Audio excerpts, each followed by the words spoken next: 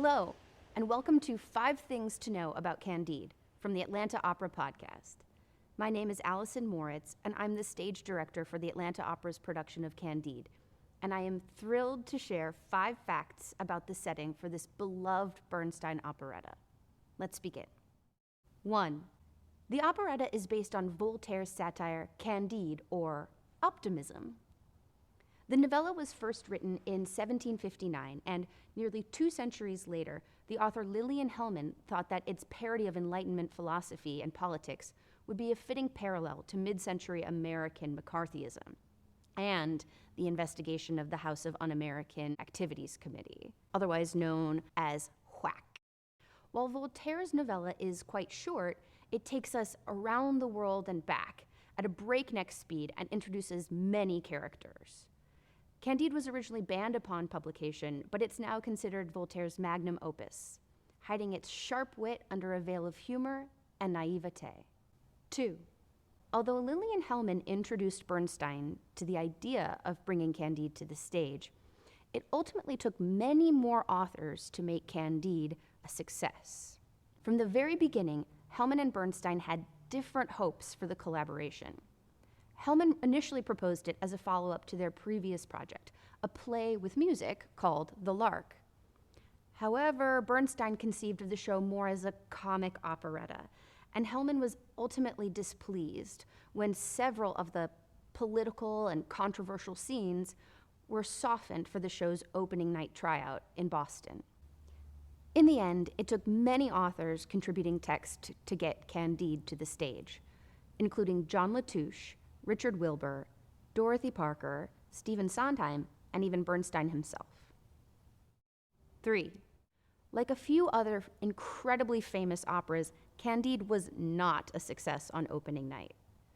Much like Puccini's Madama Butterfly, Candide received mixed reviews at first, which was especially painful to the composer given that Bernstein was working on it simultaneously with the hugely successful West Side Story.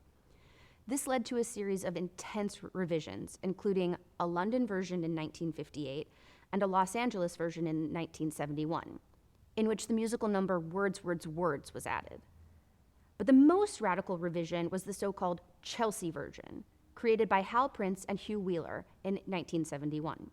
This version upset Lillian Hellman so much that she withdrew her work on the show, even though this iteration eventually played on Broadway to great acclaim. Later revisions to the score included larger orchestrations for opera houses. Atlanta Opera's performing version of the opera combines elements from John Caird's dialogue version with opera house orchestrations, hopefully resulting in the best of all possible Candides. 4. Bernstein conceived of Candide as a comic operetta and even called it America's Valentine to European music.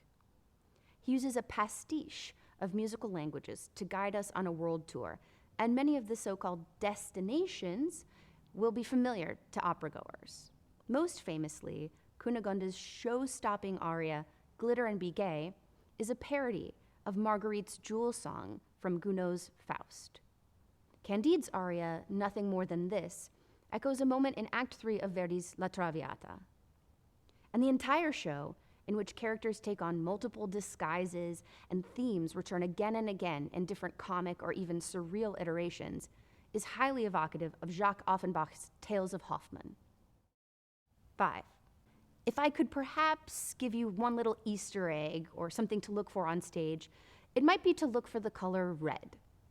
In Voltaire's original novella, the red sheep from El Dorado symbolize Candide's optimism, at times lost and then regained. Here we have the signature red sheep, as well as a red delicious apple that symbolizes forbidden knowledge, and is also an homage to one of Voltaire's own inspirations, Sir Isaac Newton. This has been 5 Things to Know About Candide. I'm your host, Alison Moritz. If you enjoyed learning more about this opera and this production, please rate and review this podcast on Apple Podcasts. It's a great way for more people like you to find out about our content. And don't forget to follow the Atlanta Opera Podcast for more great episodes.